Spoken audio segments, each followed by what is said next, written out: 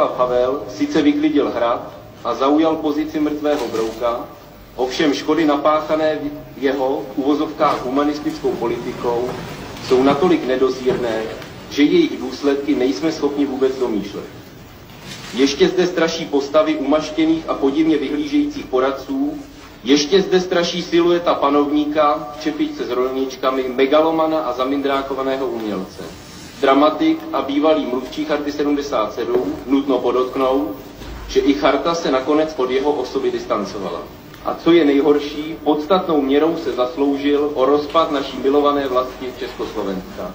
Jestli chceme z toho zbytku republiky mít smetiště, kam ostatní Evropa bude vyvážet své cikány a podobně, pak prosím, projevme svou vůli a zvolme si takový osud. My už jsme si jednou postavili do čela krále, který zdrhl ještě před bojem. Opravdu stojíme znovu o takového krále? Jednou jsme zvolili Václava Havla a zanikla republika. Zvolme ho podruhé, zanikne národ. Při prvních prezidentských volbách bylo některým komunistickým poslancům vyhrožováno postihy jim a jejich rodinám, pokud by nevolili Václava Havla. Tak se stal Václav Havel prezidentem pomocí politického puče.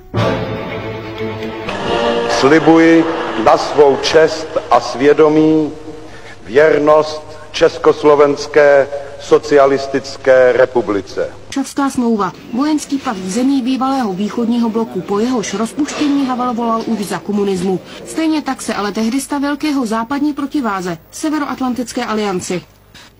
Jako československý prezident Havel názor pomalu měnil a po vzniku České republiky začal vstup do NATO prosazovat.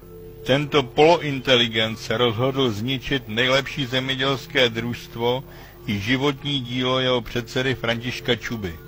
Krajně temné slušovické žilky nenápadně prorůstají celým naším potravinářstvím.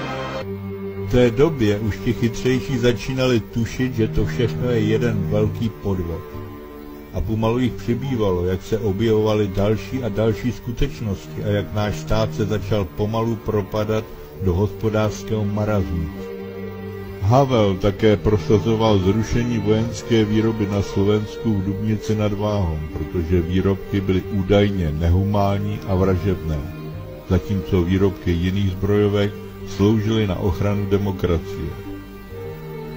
Jeho názory i následný politický tlak způsobil skutečné zastavení výroby strojírenského podniku, na který byli Slováci hrdí, a následkem toho bylo 20 000 nezaměstnaných.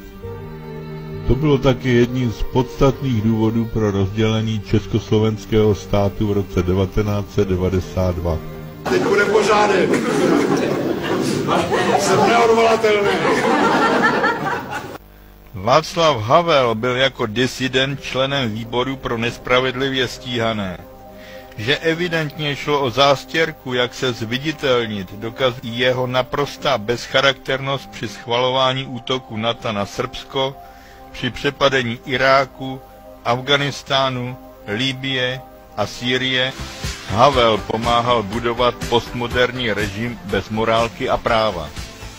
Je zneklidňující fakt, jací polovzdělanci a nedouci mají rozhodovat o současném složitém světě plném sofistikovaných technologií, zbraňových systémů a nových poznatků vědy. Vzdělaného člověka musí mrazit v zádech. Pokud nám záleží na naší civilizaci, pak to není k smíchu, ale spíš k pláči nebo zoufalství. Byl to on, kdo mluvil v 90. letech o potřebě utahování opasků, abychom za těch 10 let to Německo jakoby dohnali.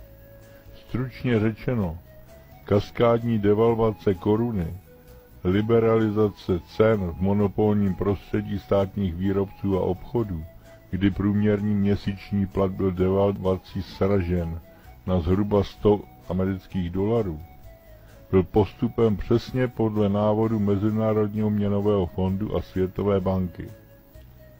Následky byly okamžité.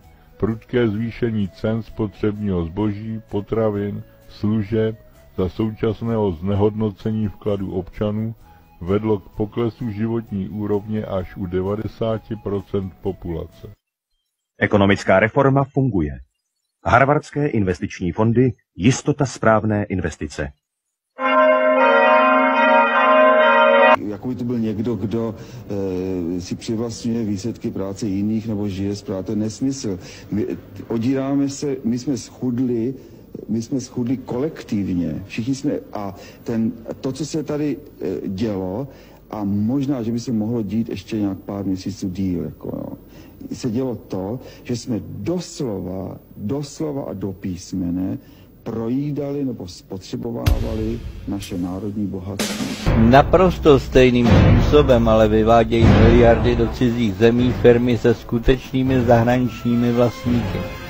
A tak to funguje dodnes. Kdyby Mosteckou uhelnou zprivatizovali stejným způsobem Němci nebo Američani, žádný švýcarský soud by si na ně netroufl. Všechno k tomu spěje.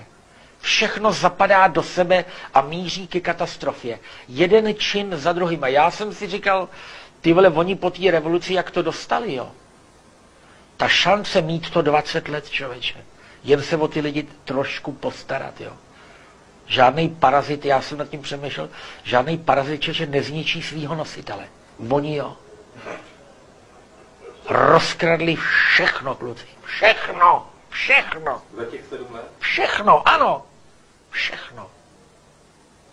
Ale jak? Jako když to řeknete vy, tak je to pro mě něco jiného, než když mi to říká tamhle nějaký můj kamarád v hospodě, protože vy jako... Všechno rozkradli. Vy asi byste měli vědět, o čem mluvíte. Teď jsem říkal tady kamarádovi, jo. Hele, oni třeba teď prostě prodávají pražský vodárny, jo. Praha. A to tak, že to, co je v zemi, ty roury, to, co praská, co se musí udržovat, to si město nechá. A ty početní stanice a ty přečerpávací, který nesou milionové zisky a který rozhodují o ceně vody, ty prodají soukromníkům. Co prodají, no? Malá domů. Čili my budeme platit, ty budeš platit ty roury a ještě budeš platit vodu. A někdo se na tom nabalíkuje. Ten odhad jako bude takových 500 milionů každý rok. Ty společnosti západu sem nikdy nebudou dávat ty nejlepší technologie. A proč by to dělali? No, chtěl bych říct divákům, aby si znova a znova uvědomovali, že ten účet za těch 42 let je prostě mastný.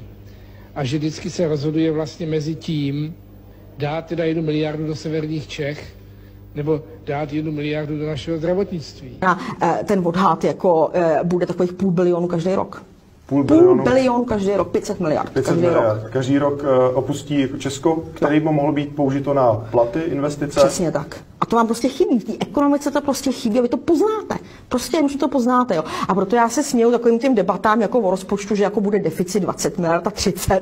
Takže já se tomu fakt směju, říkám, ta hezký hoši se tady jako rvete kvůli takovýhle pofidelní cifře, když tady vám 500 milionu prostě odplouvá každý rok a s váma to ani nehne. Jako. Jak si to vysvětlujete? Protože kdykoliv se do poslanecké sněmovny dostane debata o poslancích, ne, ale debata o rozpočtu, tak je kolem toho taková pranice, všechny zpravodajské servery to sledují a pak... No, protože to by museli jako se začít zajímat o ten model. A řada z nich prostě politiků si postavila na tom svou kariéru. Teď oni jsou spjatý s tou transformací, že jo. Tady 30 let říkají, jak to bylo úžasný. No, oni by museli začít vyvracet sami sebe. No to samozřejmě neudělají, že ono je mnohem jako jednodušší, než řešit takovýhle problém. Takže podívejte se na ty seniory, oni nám jezdí zadarmo, no to je hrůza.